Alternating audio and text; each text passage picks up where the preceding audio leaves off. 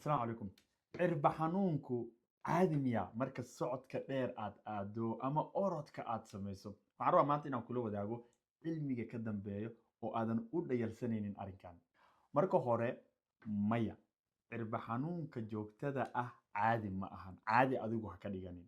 Inta badanna astaanta caanka ah ee dadku anigu aan la soo shaqeeyey ay qabeen waa astaan loo yaqaan plantar fasciitis. Dabcan inaan si sax u sheegaa rajeynaa. waa caabuq unuga cirbaha saameeya. Cilmigu wuxuu sheegaa cadaadiska xooggan ee cirbahaaga aad ku hayso. Tusaalahaan qofka markuu miisaan culus saaran yahay oo kale, ama orod ha noqdo ama socod ha noqdo, waxa uu sameynayo inuu jeexjeex yar ku keeno unuga adag isku xira faraha iyo cirbaha. Marka unugaas caabuq noqdo, wuxuu noqdaa marka mid adag oo haddana xanuun badan. Si aad marka ugu hor imaato, jooji inaad xanuunka isku dhagaysato.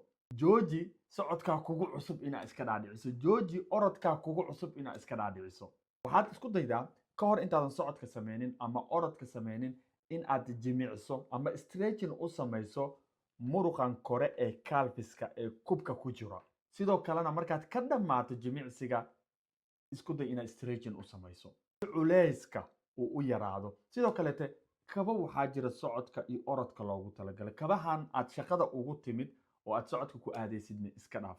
xal fiican maahan, liannahu culeyska adiga ku saaran ee haddana lugihii ku dhacaayo, haddii haddana kobo khaldan aad ugu sii darto, meesha aad ku socoysina meel dhagaxa ee tahay, inta badan dadku sida ay sameeyaan waxay keenaysaa in culeys tiro badan aad cirbahaaga saarto. tacaala waxaan isku dayanaa fiidiyoyada aan soo sameynayo dhan isbuucan inaan exercisyadooda aan idiin soo gudbino.